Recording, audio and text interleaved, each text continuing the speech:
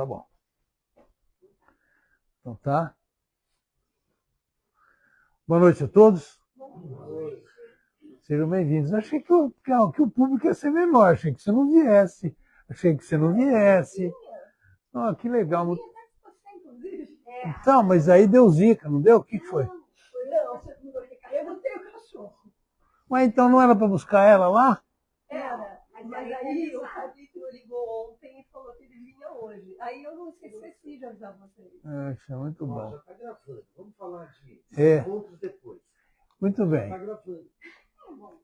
Coube a mim essa missão de falar desse senhor aqui, que para mim foi o tempo todo, já faz alguns dias que eu estou estudando ele, lendo e tal, procurando. Bertrand Russell, esse é o nome dele, né?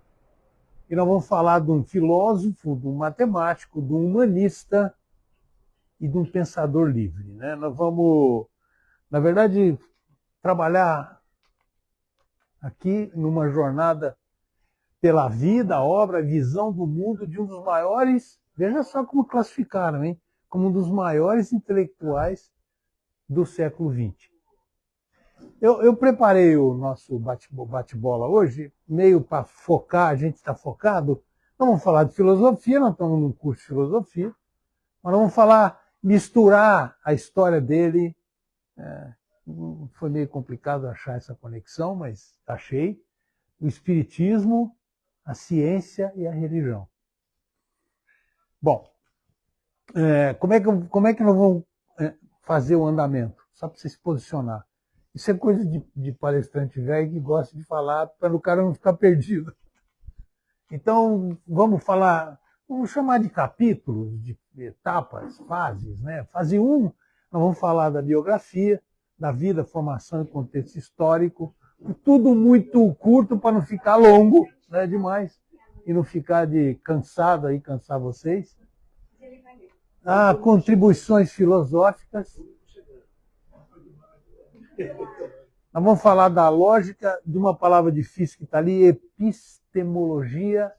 Eu depois dou uma definição do que significa isso, ele trabalhou muito isso, e a tal da filosofia analítica, que foi um trabalho grande durante toda a história dele. Visão religiosa, aí no item 3, vamos falar de ateísmo, nós vamos falar do agnosticismo, ele está classificado nos dois, ele mesmo se classifica assim. A crítica à religião organizada, que era muito dele, do espírito dele, criticar a religião que introduziu uma crença ou não crença dele em função do que a religião falava. Então ele é um crítico muito forte disso. Tendências espirituais, não vamos falar de misticismo, ética e transcendência. O Russell e o espiritismo, eu consegui achar essa conexão, muito interessante, tem uma tabela que eu acho que vocês vão gostar. Comentários, críticas e pontos de contato, né?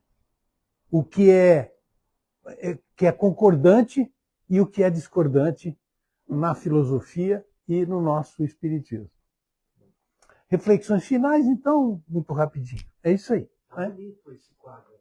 Então, vamos ver se eu consigo chegar até o final, né? Bom, nesse capítulo 1, eu quero falar um pouquinho só da biografia, que é interessante, de um nobre vitoriano, ativista, pacifista. Interessante a história do Russell, né? Ele é um matemático, cara, né? E atravessou guerra, atravessou a prisão, ganhou o Nobel como uma coisa muito especial para os filósofos do planeta. Ele talvez seja um dos poucos ou o único que recebeu um prêmio Nobel, né, como filósofo e escritor de literatura. Interessante.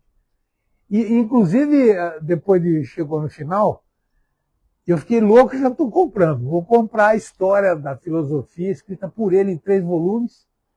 Deve ser uma joia, porque do jeito que ele é preciso, ou eu vou ficar louco lendo, não tem problema. Vou experimentar, depois conto para vocês.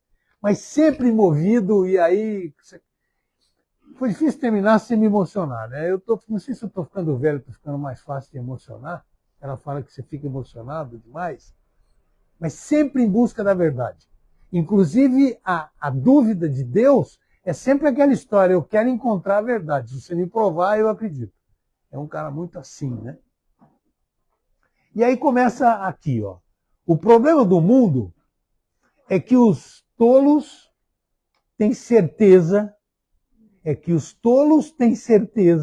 e os inteligentes estão cheios de dúvida. Muito legal isso aqui, né? E aí se apresenta em 2 momentos, ele gostava de um cachimbo, né? Fumava eternamente fumando cachimbo. E a linha de tempo é assim, estamos falando de biografia, nasce em 1872 em Trelec. Trelec é uma cidade do país de Gales, ali na Grã-Bretanha, né? Das ilhas da Grã-Bretanha. Está aceso isso aqui? Tá. Então eu estou marcando lá. Eu acho que pode ter cruzado. Depois eu conto. Ele nasce depois, é. Não, mas ele tem chance de encontrar, sim. O cara viveu quase 100 anos. Vocês vão ver.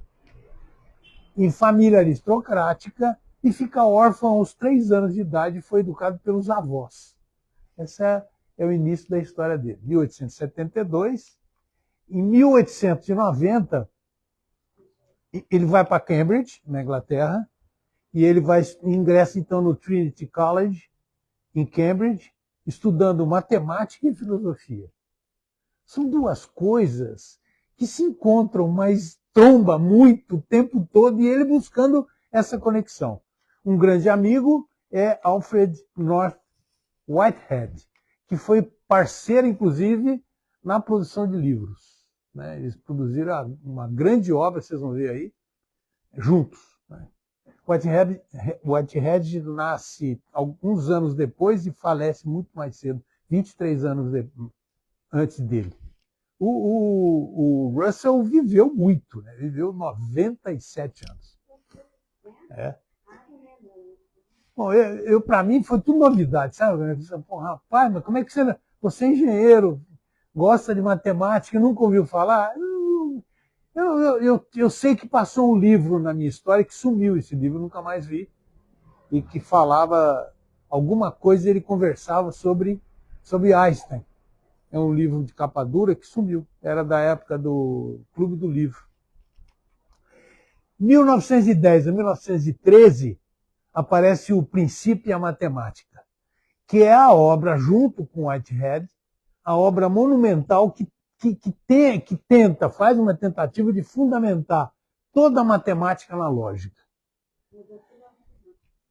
A lógica, linguagem o ceticismo, o ateísmo fazem parte de toda a vida de Russell. Ele fica o tempo todo tentando não, e ele faz essa ligação com muita maestria. Né? Continua aqui. Em 1918, aqui tem uma acusação para fazer. Ali, coitado, vai para a prisão, fica 6 meses preso. Mas a razão desse foi um ativismo pacifista. Aparece isso agora, recentemente, vocês chegaram a ver uma notícia lá em Londres, de um rapaz que foi em frente do local onde fazem aborto e começou a fazer uma oração. A polícia foi lá e prendeu ele. Não pode rezar na frente do... E aqui é uma coisa muito parecida, porque ele era contra a Primeira Guerra Mundial, lutou, pegaram ele e puseram ele na prisão. Mas ele escreve preso, né? Na prisão ele escreve uma das obras, a história da filosofia, boa parte dela começa a acontecer ali. Né? E o amigo nunca ficou distante um tempo, são 6 meses, né? 6 meses de uma vida de quase 100 anos. Mas é duro, né? O cara que é um filósofo, um pacifista, um cara com uma formação nesse nível, vai prende ele porque ele estava tentando pacificar a situação aí na época da guerra. Né? E em 1950 ele recebe um Nobel de Literatura. Eu falei aí no começo, né? Ele, em reconhecimento aos escritos variados, significativos, defensores de ideais, sempre defensores de ideais humanitários. Ele vai morrer em 1970, pois é, 97 anos, e a cidade que ele morre chama-se Pendrindreidreaf. País de Gales é as palavras.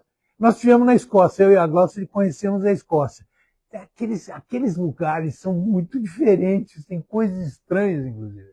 João, ele morreu em 70, né? 1970. Então, em 1958, ele viu o Pelé fazendo aquele golaço contra o país de Gales. Ah, olha só, hein, cara. Um golaço, ele dá um lençol no Exatamente. Depois chuta. Antes de a bola, ele chuta. eu precisava... Ele viu depois no cinema, né? Porque não era ao vivo a transmissão. Pois é. Precisava buscar essa memória, bem lembrado. O jogo mais duro daquela Copa. Exatamente. 1958. Mas olha, Ele, 58 foi quando o Brasil jogou. então ele teve que ver 2 vezes o problema para assistir o negócio. Essa é a história da linha de tempo dele, né? Vamos falar então agora já estamos no passo 2, no capítulo 2. Nós vamos começar a falar um pouco de filosofia. Bom, aqui eu queria pedir licença, porque eu sou engenheiro. O de filosofia, para mim, é uma coisa assim, muito mais curiosidade e indução do professor Tromberi, porque eu já li alguma coisa, mas... Então, se eu falar alguma bolacha, os entendidos, por favor, levanta a bola. Tá? Então, quais são as contribuições? Eu vou... Algumas coisas que não tem jeito. Eu não gosto de tela cheia de palavras, mas é uma maneira de chegar até vocês aí. Tá? Então, com o princípio da matemática, entre 1910 e 13, o Russell e o Whitehead buscaram provar que toda matemática poderia ser derivada de princípios lógicos puros. Bom, eu conheço um pouco de matemática, vocês estão aqui, quem gosta da matemática e conhece, provar que ela é lógica pura deve ter dado um monte de briga porque, nesse caminho.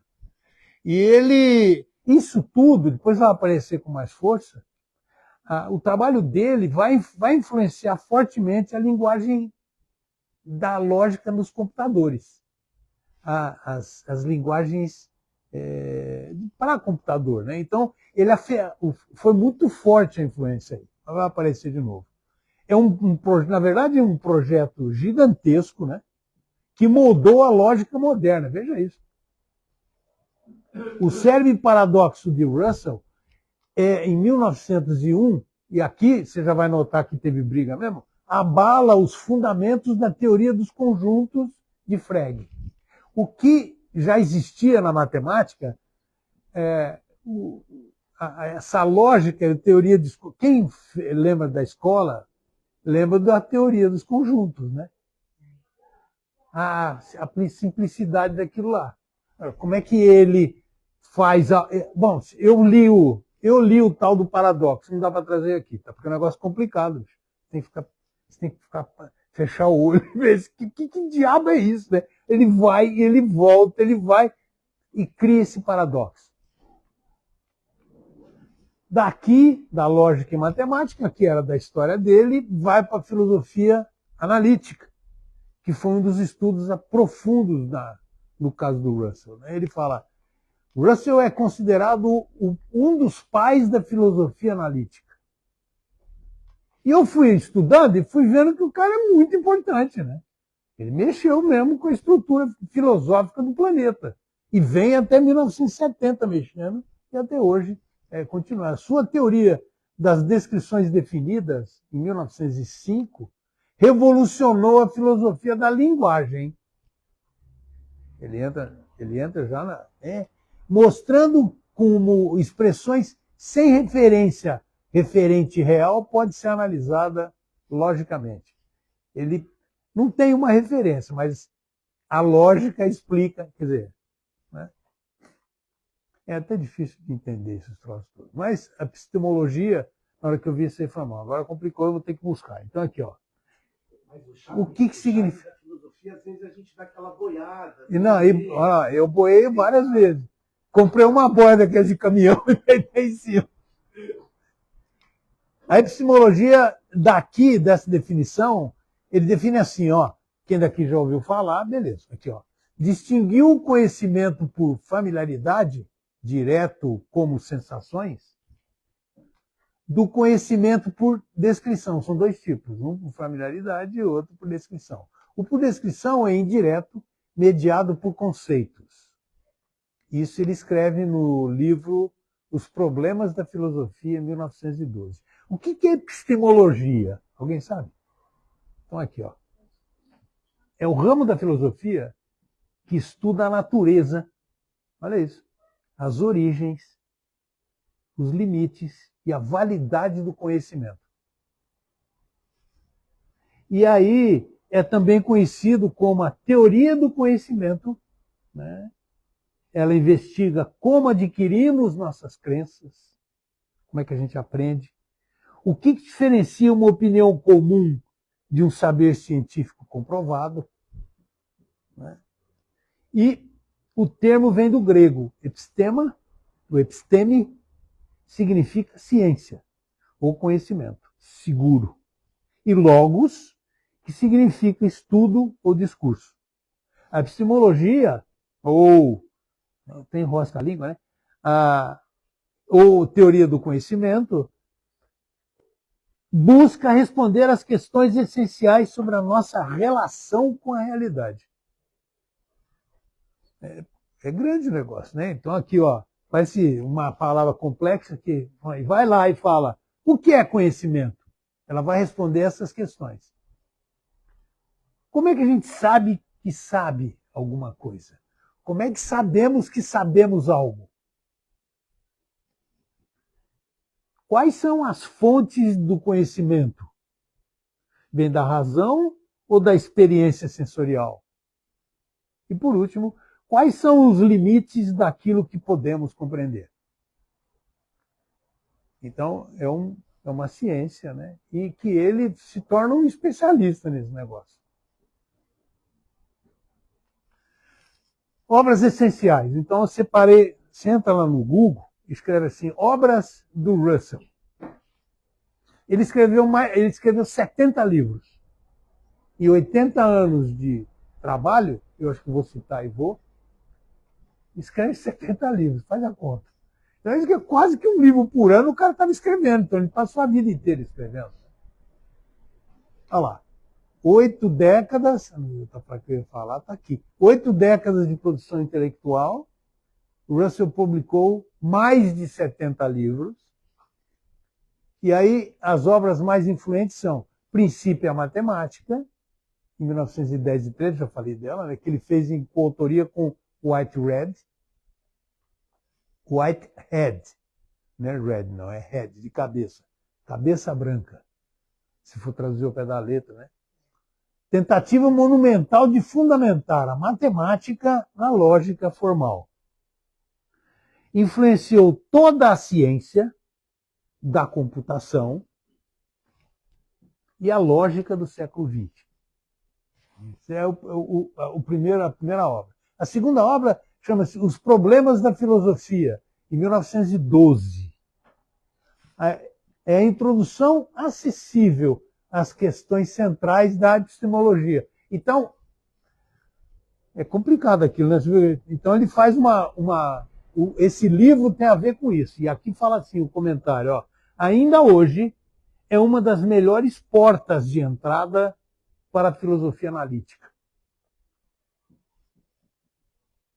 Não afunda não, porque eu mergulho, hein? Porque fica só parado nas definições que eu vi. Tentei entender. Por que não sou cristão? 1927. Um dos textos mais citados do pensamento secular do século XX. É um livreto, na verdade, mas deve ser dose para leão para ler, né? Porque ele explica por que ele não acredita. E ele fala qual é a razão. E ele, o tempo todo, ele tangencia do tipo, mas eu não consigo provar que não acredito. Por que não acredito? Né? Isso é meio da filosofia, né? Está naquela questão sensorial, né? Sensorial. E não A segunda etapa Exatamente. da epistemologia, né? Exatamente. Você prestou atenção nisso. Claro, É. não é. Ele não conversou com o Kardec. Não, aqui a gente nota que distancia, mas a gente tem a impressão, quem sou eu, né? Meu pobre intelecto, que ele não conseguiu achar as provas que Kardec conseguiu fazer. Né? Vocês vão ver, é interessante. O trabalho ficou interessante, mais do que eu gostava, né? Eu achei que ficou. Vocês vão ver, vamos lá. Depois, se ficou porcaria, vocês falam, João, não gostei, não, acho que complicou, mas vamos lá. A história da filosofia. Eu vou ler esse troço aí, são 3 volumes. E fala assim, panorama erudito e acessível. Pô, gostei do acessível, né? Dá pra ler, né? Pois é, dá para ler. Porque, pô, tem livro que você para na página, né? Eu não vou nem virar. Essa aqui é erudito e acessível. Então. Erudito e acessível, pois é. Do pensamento filosófico desde os gregos. Ele vai lá atrás, ele vai trazer todo mundo, né, na linguagem dele, que é uma linguagem extremamente lógica, por isso que me encantou isso aí, né? Deve ser 2 mais 2 é 4, então se puser mais 2 vai dar 6, se tirar 1 vai dar 5, ele vai nessa linha aí, né? Matemático, pô. Lógica. Os gregos até o século XX. Eu já estou encomendando, eu já pedi vendido pela Amazon, mas a Amazon está rápida, cara, de um jeito, acho que está brigando com o Mercado Livre, né? São 3 livros, né? São 3. Eu tenho frete grátis porque eu tenho o Prime. Nós 2 assinamos o Prime por causa dos vídeos e tal, e eu gosto muito da. Eu estou esperando o dia que eles vão descer de drone lá em casa para levar o livro. Eles fazem isso nos Estados Unidos, né? Se for um drone russo, Pois é, uma espingarda. As visões religiosas de Russell, ainda nós estamos no capítulo 3 agora.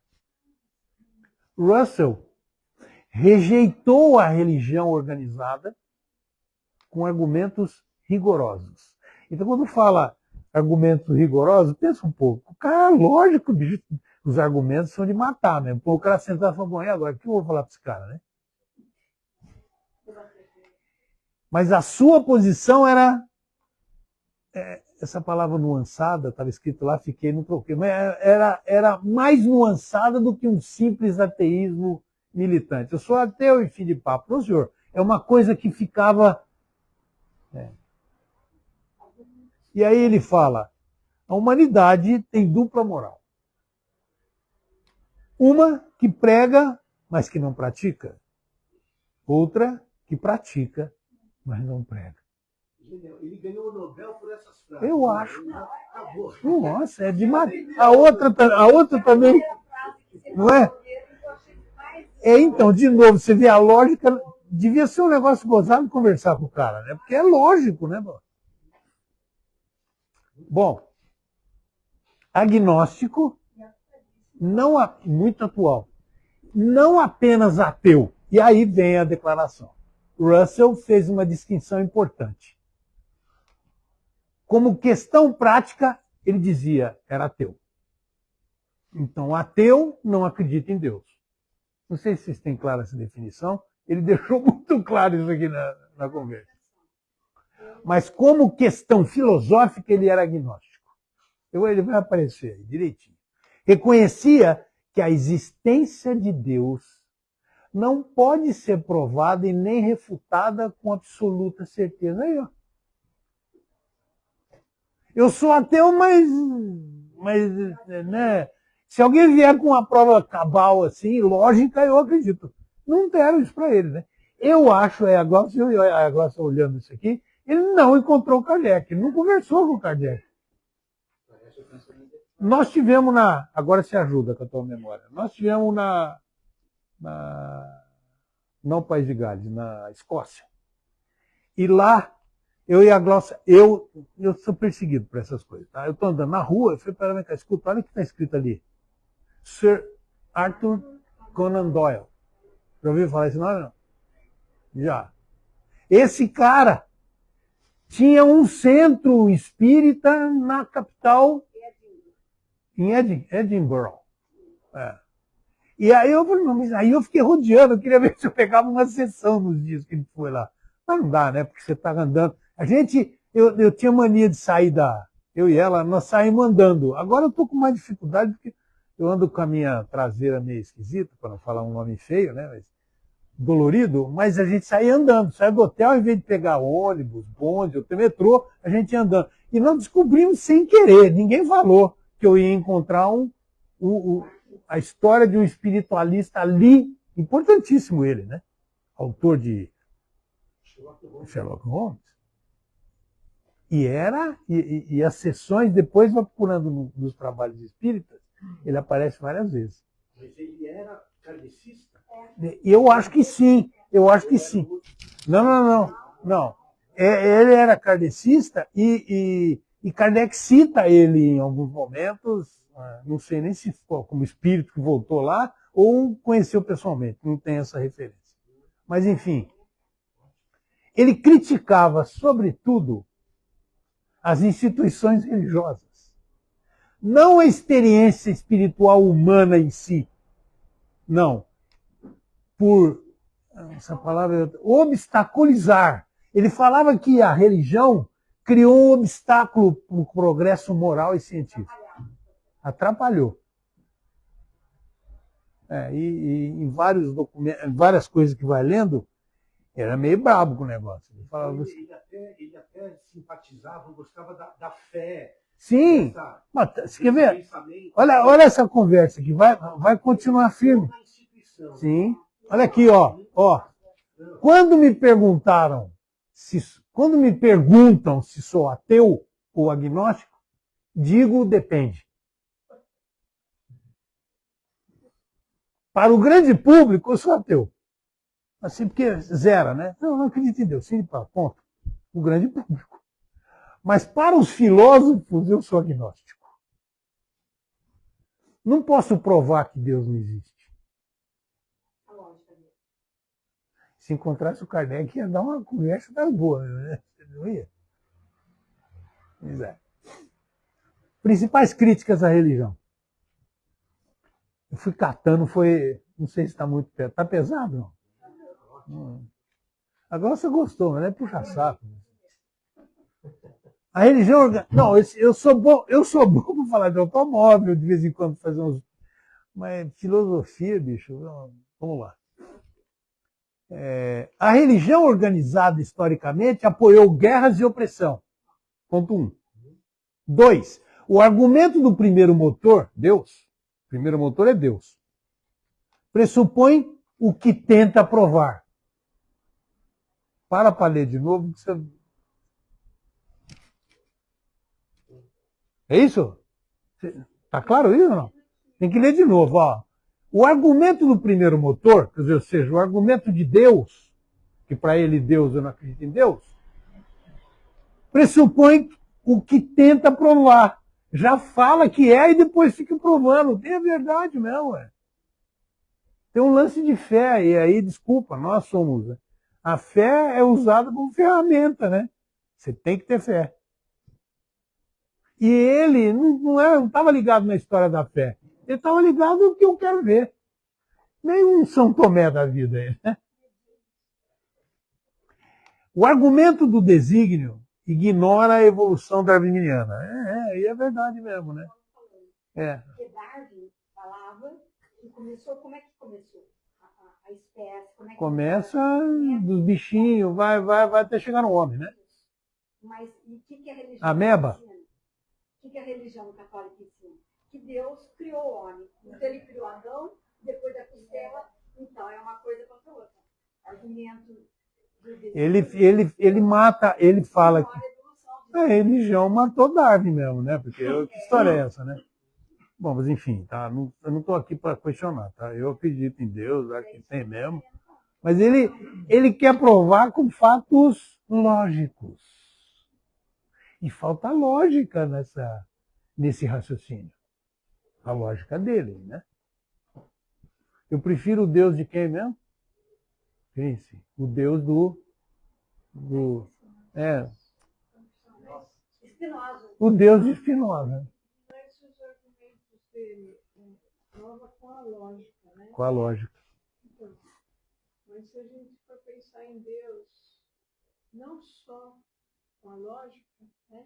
Porque na realidade a gente pensa em Deus de forma afetiva também. Né? Também, Os com afetos são diversos, até neurologicamente, né? Então ele pegou o aspecto só, digamos, frontal da coisa, né? O aspecto da memória. E vai ter um negócio na frente sobre o sofrimento humano que é impressionante. E pior que ele tem razão, tá? É só ficar pensando, pô, eu mesmo, hein? Bom, mas vamos lá. O problema é que Deus não é objeto da ciência, não pode ser. O Deus que não vamos deixar misturar. E ele queria provado, né?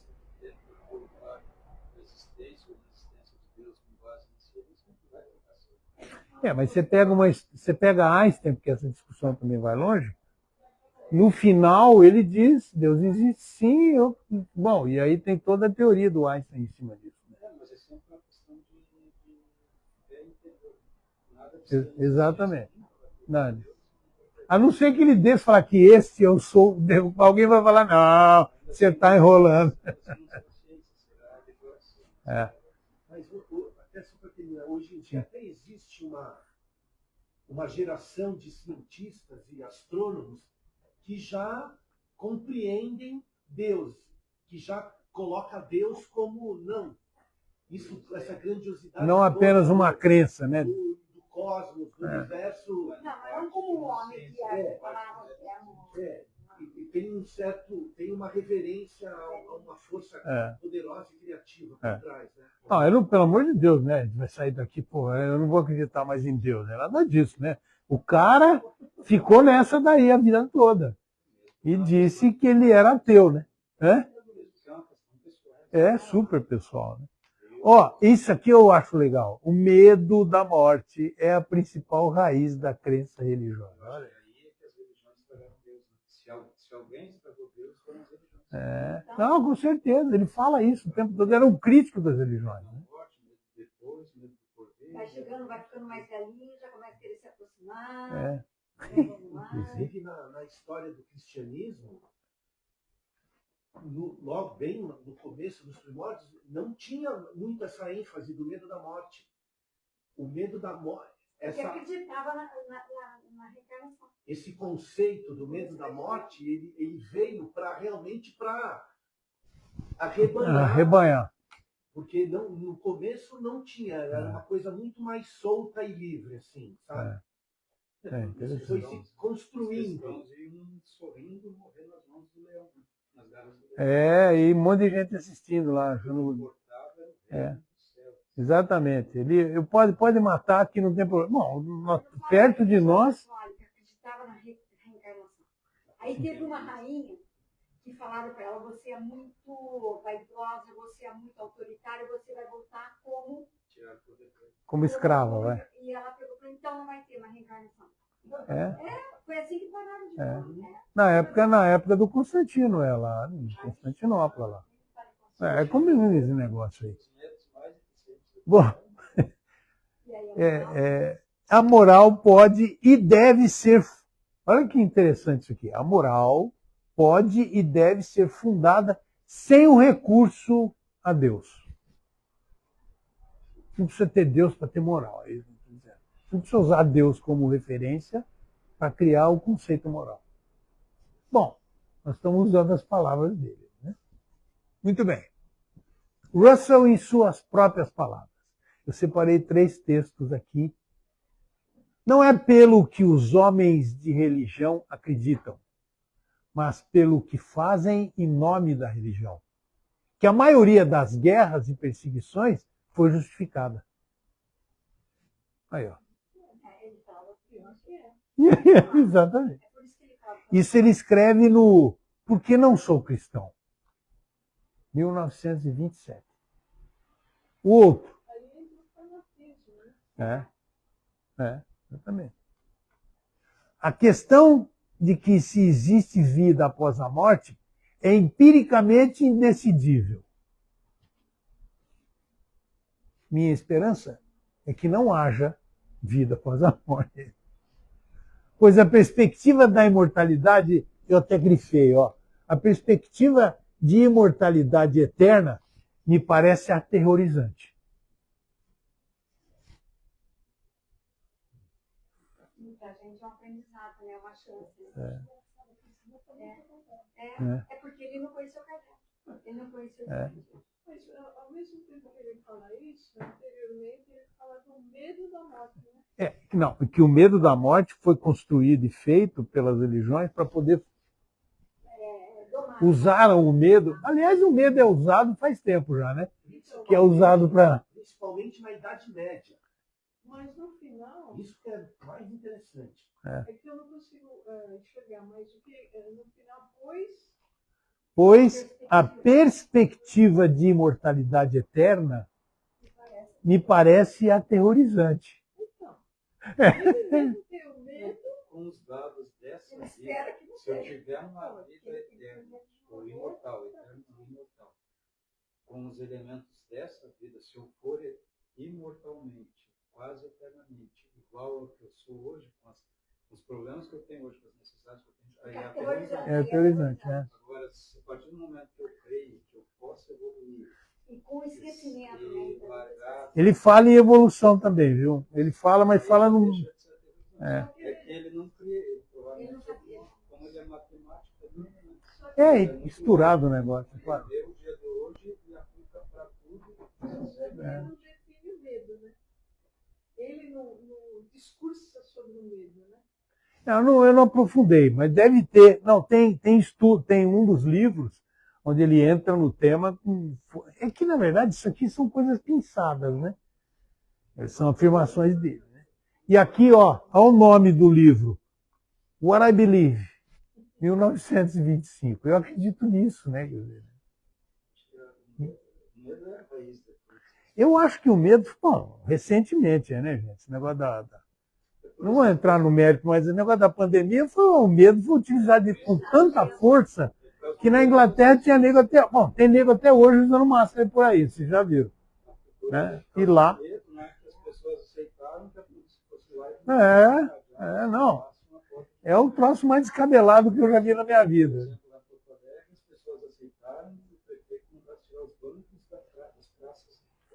Nossa Senhora. Bom, o prefeito está aqui.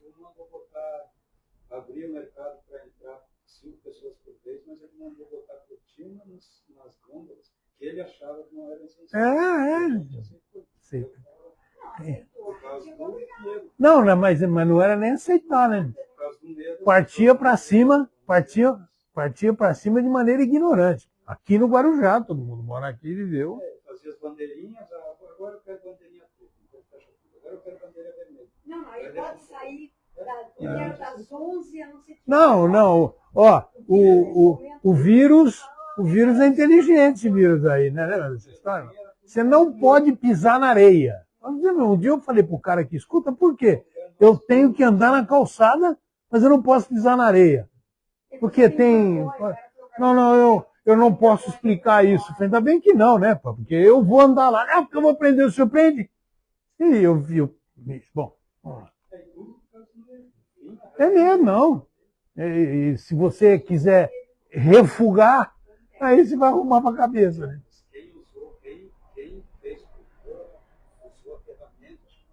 É mesmo. Então, foi um teste. Quanto a gente, desculpa entre nós todos, como é que a gente é idiota, né? E se deixa levar. Se você podia tirar todas as penas na galinha, e ela voltaria se você e alguém também disse que se os porcos votassem, o cara que leva o farelo seria eleito para sempre, independentemente de depois matar o porco. Tem cara do cara lá do 1900 e... Mas quando a gente chega no limiar da morte, você vê que não vai ter retorno. Aí você vai pesquisar, né? Não, aí parece que o medo some. Porque aí você não tem controle mais sobre si. Não sei. Mas será? Você aceita aquela situação. situação. Assim, toda, E aí o que acontece? Toda- O medo é secundário. toda situação que Porque é reversível te se traz um certo conforto. reverte, se você. Se de repente você não morre. Mas os meus amigos que nunca acreditaram em nada, vai ficando velho, muito velho, e chega lá e começa a vir aqui no centro espírita. Então, como é que é o endereço lá? Por que você não preciso pensar um pouco mais nisso? Não tem isso aí? Tem um pouco, isso é medo, hein? Aí Isso é medo. O que será que eu vou encontrar lá do lado de lá, né, velho? Toda situação que se torna reversível acaba nos deixando É. mais confortável. É. Eu não preciso mais lutar, porque é reversível. Bom, vamos lá, moçada. Ó, tem mais um. O homem é um produto de causas que não tinha. Eu vou ler devagar, porque. O homem é o produto de causas que não tinham a menor ideia do fim que estavam alcançando. Sua origem, seu crescimento, suas esperanças, os temores, seus amores e crenças são apenas o resultado de combinações acidentais dos átomos. Dê um Nobel para esse homem. Adorei. Esse aqui Ou seja, tudo é um acaso, então? é. O cara não tem nem noção. É algo abstrato que foge à nossa compreensão. Esse livro, A Jornada de um Homem Livre, né, foi feito em 1903, no comecinho da história dele. Ele era um jovem ainda, né? Pera. eu fico pensando, né? Porque cada um de nós tem um potencial. Todo mundo tem. Né?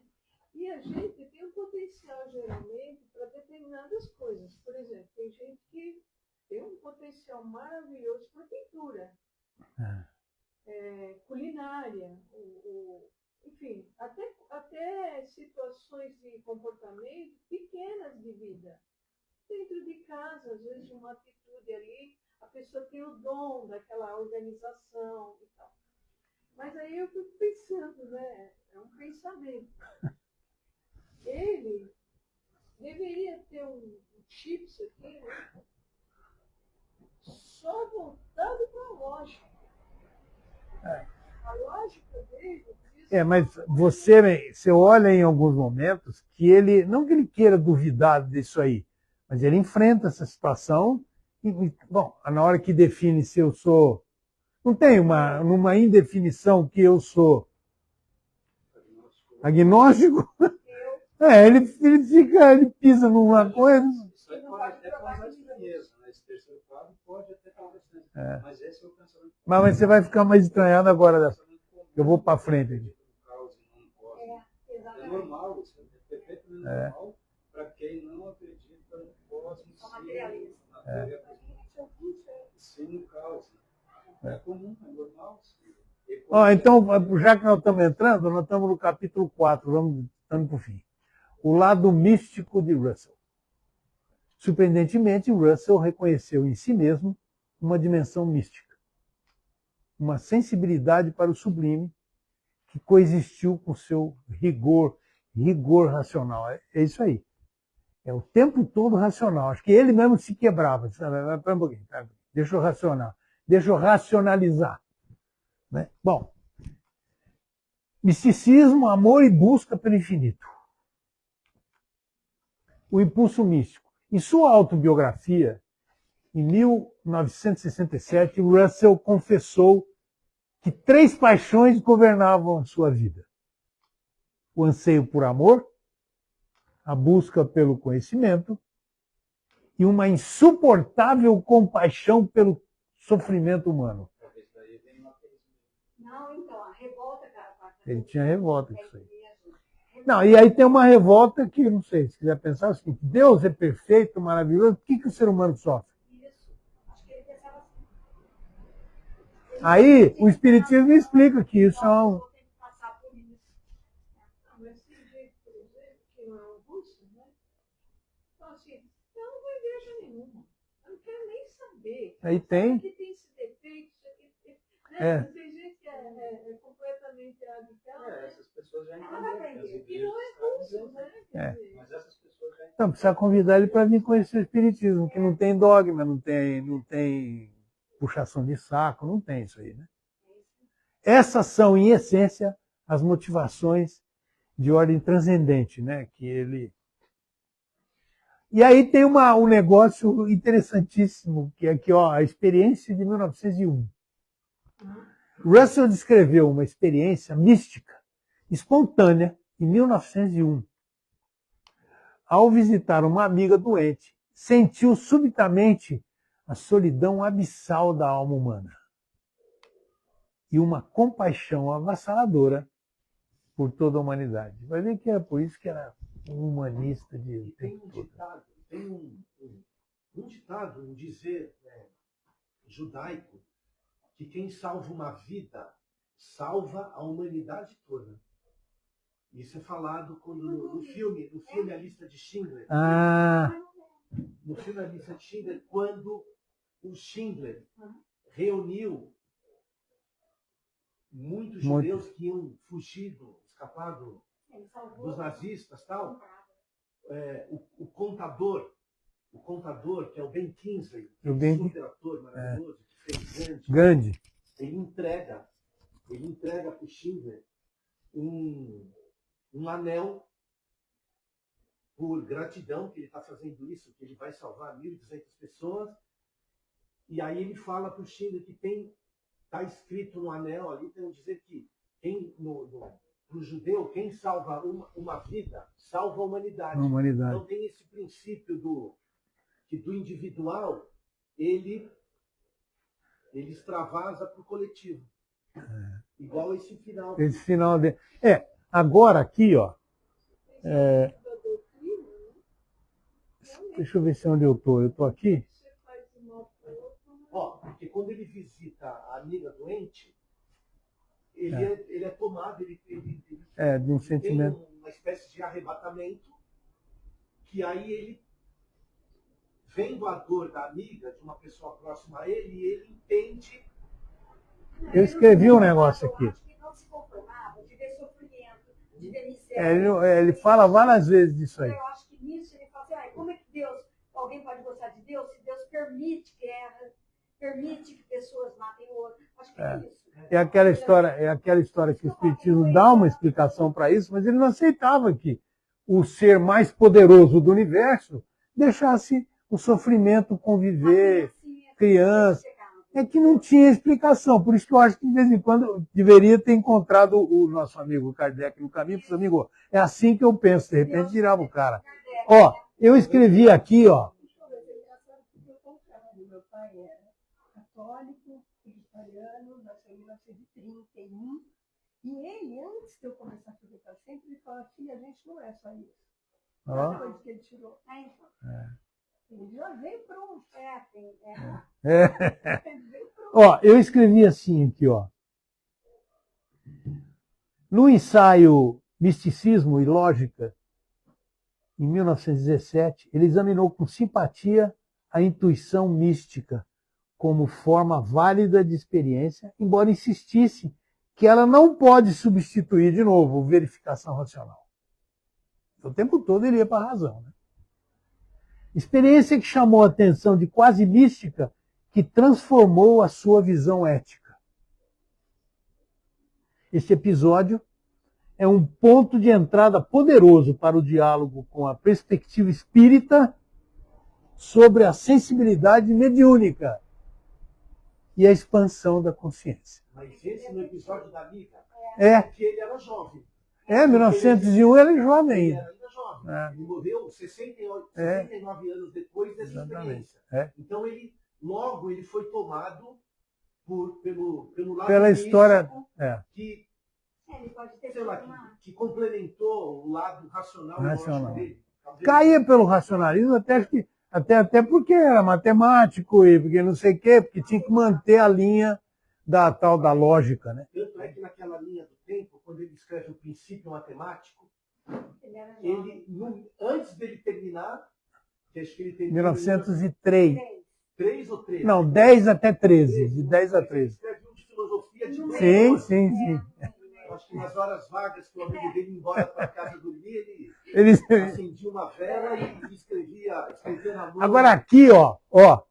Olha isso. Agora vamos entrar como é que é essa relação. Eu estou praticamente finalizando, acho que tem mais uma ou duas só. Mas é assim, ó, Russell e o espiritualismo, uma investigação direta. Contexto histórico.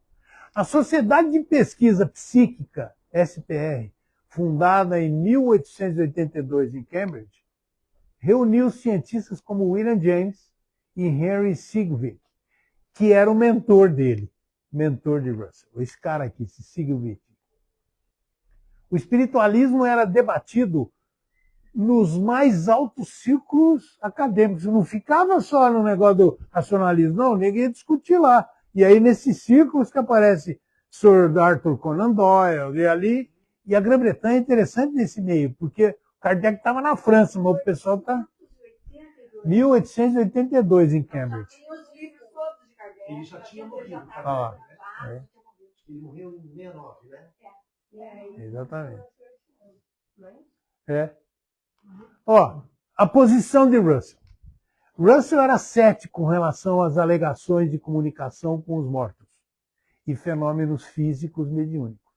Exigia evidências empiricamente verificáveis e considerava a maioria das provas apresentadas insuficientes ou fraudulentas. O movimento das mesas girantes já tinha pegando fogo lá na época ainda. Né? Ele achava que estava fraudando. Provavelmente ele deve ter, infelizmente, pego a maioria dos que estavam Usava muito isso, né, gente? Tinha muita gente fraudando. Sim. Ganhando dinheiro. Não, e o nego ia sacanear para ganhar dinheiro, né? Até hoje, né? Até hoje tem, ué. Eu tenho a impressão que o tempo não deu chance dos dois se encontrarem, porque ele tinha tudo para poder melhorar, inclusive, a teoria dele. Né? Mas vamos embora. Ou eu. Eu acho que ele teve contato com a doutrina. Com a doutrina, teve? Não. Você vai ver que tem. Boa, você vai ver aqui. Ele vai falar. Porque ele ia lá, da comunicação dos mortos, ele achava que tinha muita fraude. Ele achava que tinha muita fraude, porque não tinha como provar os fatos. Né? Ele não viu sorte. Ressalva filosófica. Bom, ao mesmo tempo, Russell não descartava, a priori, a possibilidade de fenômenos ainda não explicados. Inteligente, né? Não vai negar simplesmente.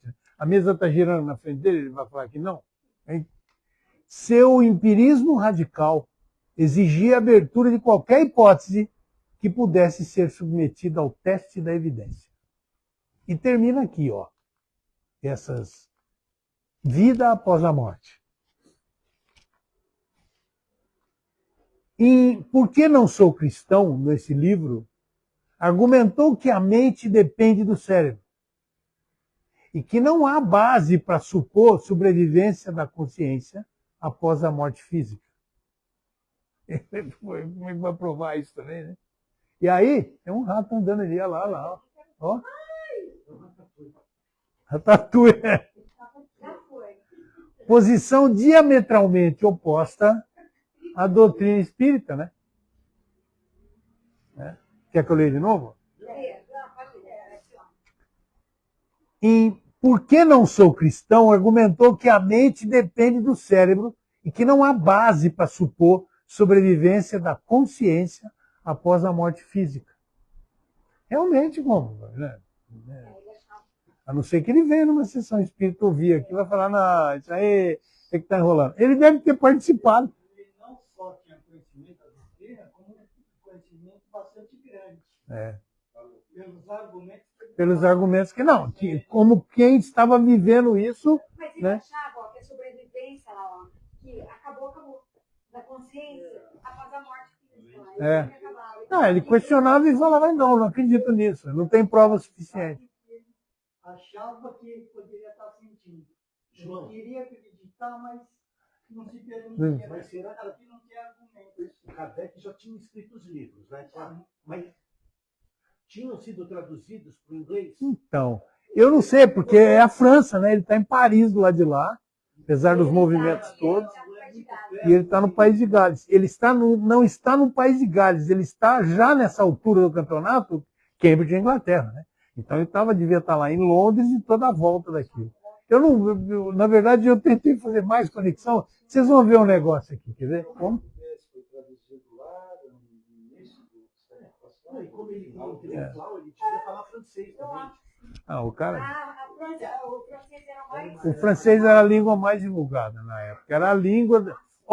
Na época não se estudava também os eventos de quase morte. Eu sabia que isso aqui ia pôr você para pensar. Quer ver? Ó? Convergências e divergências. Olha essa tabela interessante aqui. Ó. Ética racional. Convergência e divergência entre os dois. Entre o espiritismo e o que ele pensava, o racionalismo, a teoria dele, e Kardec e ele. Quer ver? A ética racional. Ambos defendem, Kardec e ele, ou as crenças defendem que a moral não depende de dogmas, mas de razão e amor ao próximo. 2. Crítica ao dogmatismo. E é uma coisa que eu sempre vi aqui, e o Gino afirmar, tem tudo, mas nós não temos dogma aqui, né? Não tem. O espiritismo não tem dogma, né? Tem que confessar. Tem que confessar. Tem que ir lá falar com o padre, você confessar e depois você vai. Aí você vai poder comungar, senão não pode. Não tem isso aí. Né? Até para pôr uma foto ali, ele questiona, né? O outro vai lá no pé do santo, né? E acredita que aquele santinho de barro vai dar uma solução para ele. Então vamos lá. Russell e Kardec repudiam a fé cega. Os dois. O outro também. Ambos pedem exame racional das crenças. Kardec não. Ele se repete muitas vezes quando ele fala a fé tem que ser raciocinada. Certo? Todos nós sabemos disso. Pegar simplesmente ler e acredita, Você não acredita? Você vai lá e pesquisa. Compaixão universal. O humanismo de Russell ecoa a caridade espírita como lei máxima. Pronto, convergiu de novo. Progresso da humanidade. Alguém falou em evolução, né? Russell acredita no aperfeiçoamento moral coletivo, paralelo à lei do progresso espírita. A lei do progresso que está no Livro dos Espíritos, né? É um espírito, né? Eu acho. Pelo escrito, só não conseguiu provar que ele talvez eu tenha até conseguido ver algumas coisas, mas precisa de mais prova, vai. Nessa existência, que as coletividades que se sucedem, as civilizações que se sucedem, elas tendem a se aperfeiçoar moralmente. Então, eu particularmente, na minha opinião, que não interessa, mas eu estou achando que está furando essa regra aí. Ao invés de a gente evoluir, nós estamos involuindo em um monte de coisa. Principalmente na moral, né? Aqui nesse país aqui virou uma piada o negócio da moral. Ué. Eu tenho certeza que na época do meu pai, do teu pai, do meu avô, eles eram muito mais firmes e não ia deixar um negócio desse que está acontecendo. Gente, os caras pegaram, não vou entrar nela, hein? Os caras pegaram as leis e montaram em cima e fizeram assim com a lei, ó.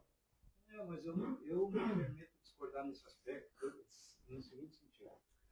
Não é que a gente está vivendo um tempo de involução.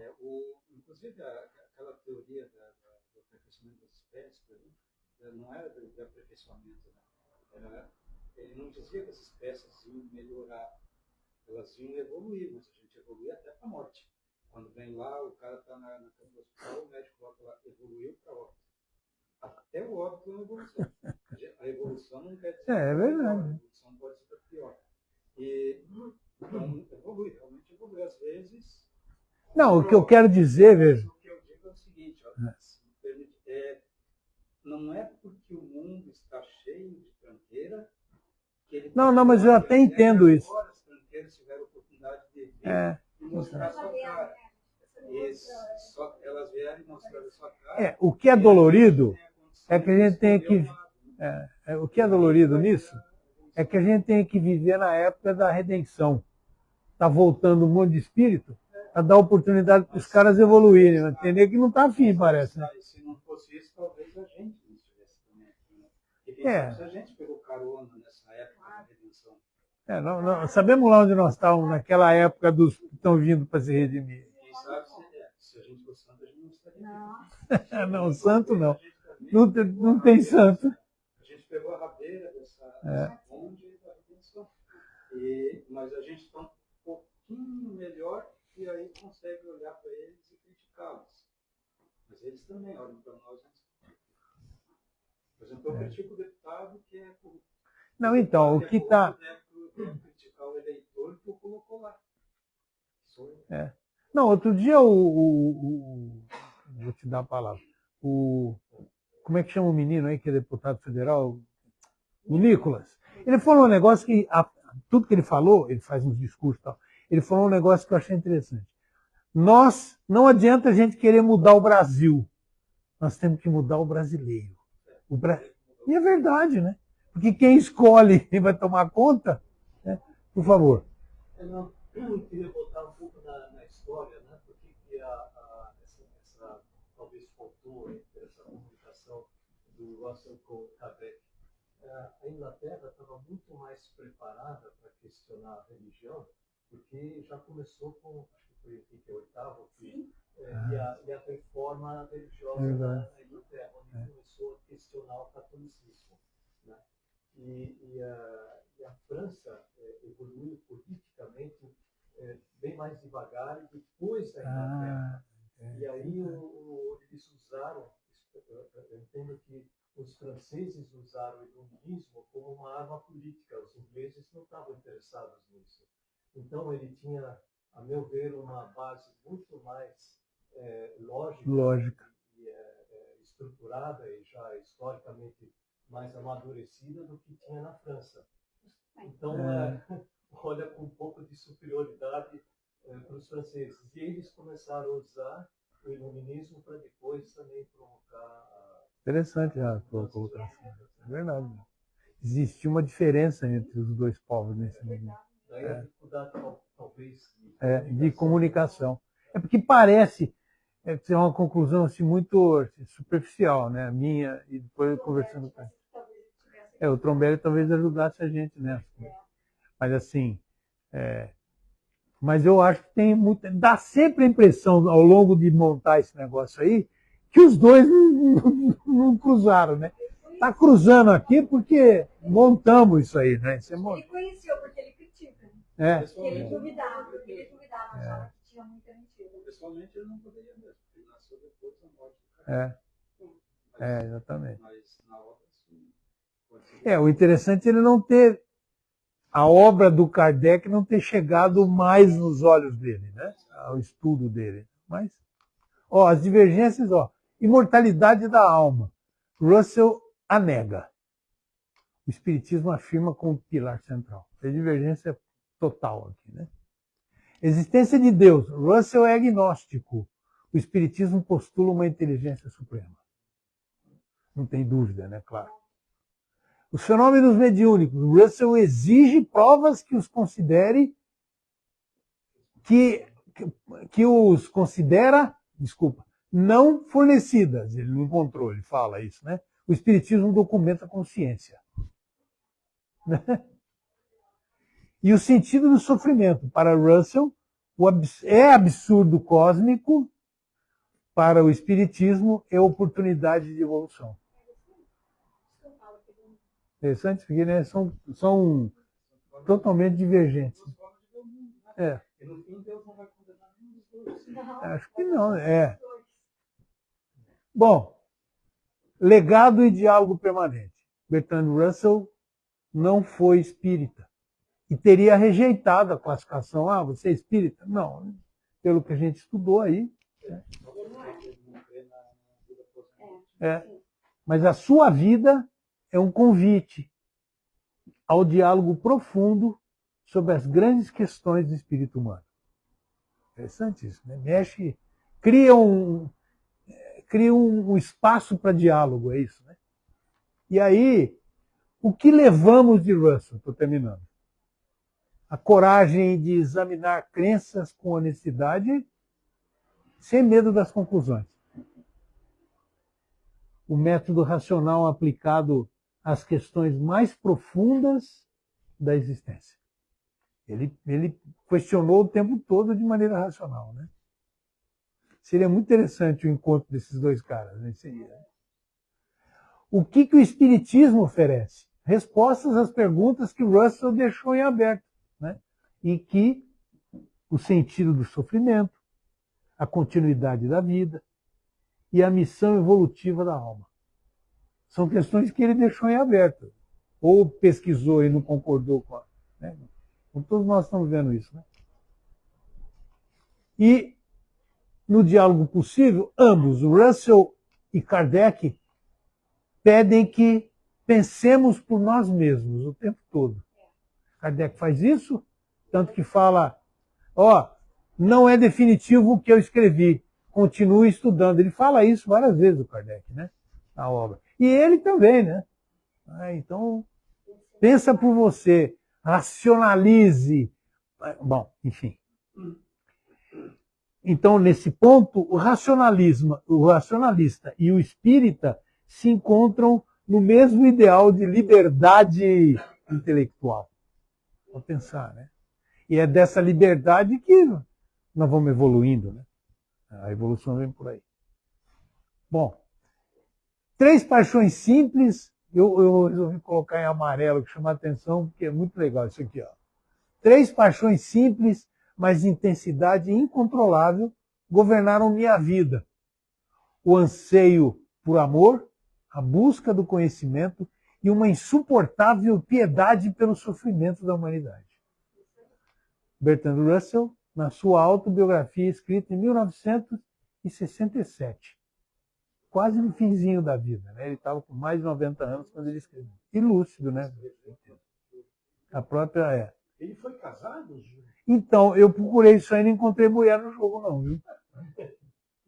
Mas eu vou continuar procurando. A busca pelo amor, né? Esse pensamento tão claro, a lógica.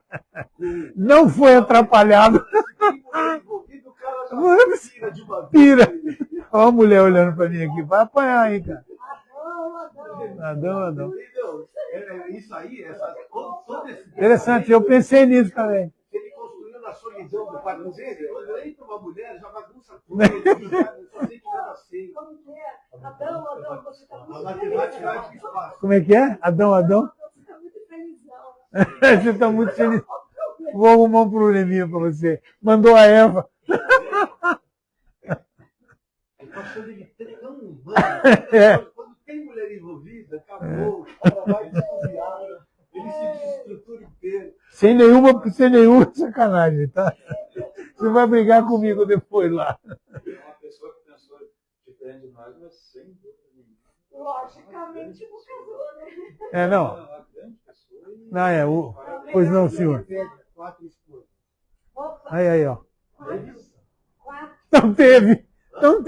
4 esposas. Mas o que aconteceu com elas? Morreram? Ele...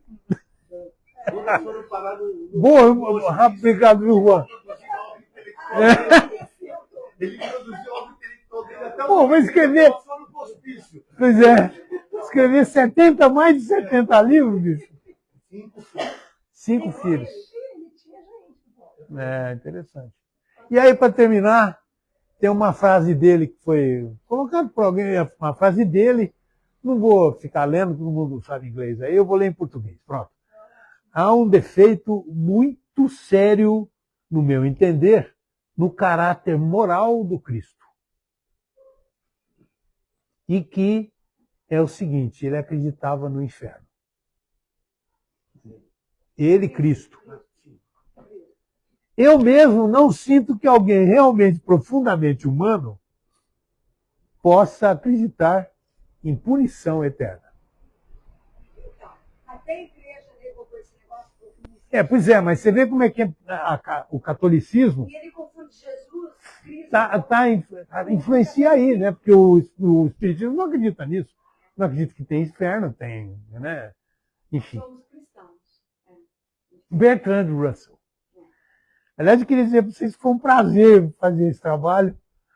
E não sei se gostaria muito que as pessoas ouvissem e vissem ou pesquisassem um pouco. Eu vou ler os 3 livros, da história da filosofia. Obrigado, moçada. Eu também gostei. Um grande filósofo, uma explanação muito boa. Muito obrigado vocês pela participação.